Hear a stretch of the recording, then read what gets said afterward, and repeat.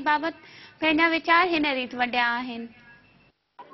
नाज़रीन, सिंध जे क़ौम परस्त ऐं मुख़्तलिफ़ सियासी समाजी तंज़ीमुनि जे तरफ़ां घर शुमारी वारे मरहले खे रद्द कयो वियो आहे ऐं उन हवाले सां अॼु पूरी सिंध में एहतिजाजी हड़ताल जो सॾु ॾिनो वियो आहे। सॼी सिंध जे अंदरि समूरा इलाइक़ा मुकमिल तौर ते बंदि आहिनि ऐं हैदराबाद में सिंधियानी तहरीक ऐं अवामी तहरीक जे तरफ़ां एहतिजाज करे टायरनि खे बाहियूं ॾिनियूं वयूं आहिनि। उन हवाले सां हिन वक़्तु मूंसां गॾु मौजूदु आहे अवामी तहरीक जो मरकज़ी अॻुवान। असीं सख़्त लफ़्ज़नि में मज़म्मत था कयूं सरकार जी जारहाना रवैये जी, जेका हुन पुरअमन हड़ताल कंदड़ माण्हुनि जे ख़िलाफ़ इस्तेमालु कयो आहे।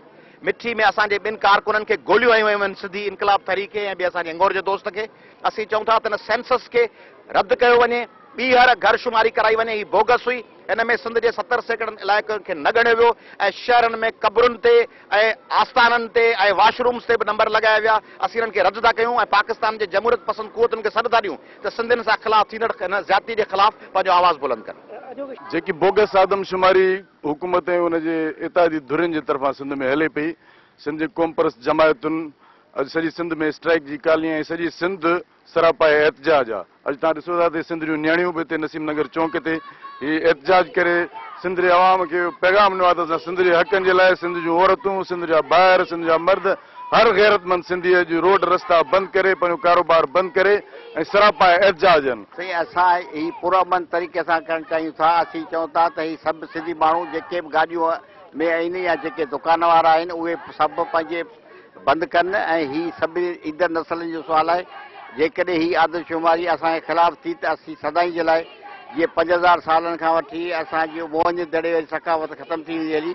असांजो मक़सदु इहो आहे त ही जेका हुकूमत आहे उहा हथ वसी सिंधियुनि खे अक़लियत में तब्दील पई करे, कूड़ी आदमशुमारी कई पई वञे। जिन घरनि में, जिन ख़ानदाननि में 5-5, 7-7 ख़ानदान आहिनि, उन्हनि खे हिकिड़ो नंबर ॾिनो वियो आहे। इहा कूड़ी सरासरी नाइंसाफ़ी आहे सिंधियुनि सां। सिंधियुनि खे अक़लियत में तबाह करे बर्बादु कयो वियो आहे। हर तरह सां उन्हनि जा हक़ खसाया विया आहिनि। असां इन जे पुरअमन मज़म्मत करियूं था ऐं हर तरह सां एहतिजाज कंदासीं, हमेशह एहतिजाज कंदासीं। असांजा ॾाढा मुतालबा इहे आहिनि त जेका असांजी सिंध में हींअर कूड़ी आदमशुमारी, बोगस आदमशुमारी कराई वई आहे, इन में सिंधियुनि खे अक़लियत में तब्दील करण जी बराबरि साज़िश ते अमल कयो पियो वञे।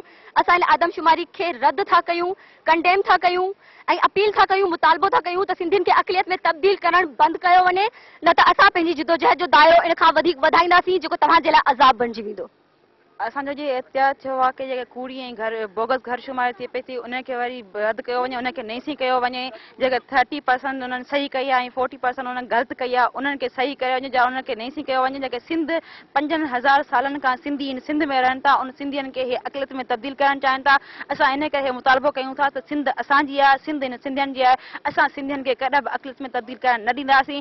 तव्हां गैरनि खे हिते आबाद करे असांजा वॾा वॾा शहर गैरनि जे हवाले करे छॾिया आहिनि ऐं असां सिंधियुनि खे पंहिंजी सिंध में अक़लियत में तब्दील कयो थो वञे। असां इहो कॾहिं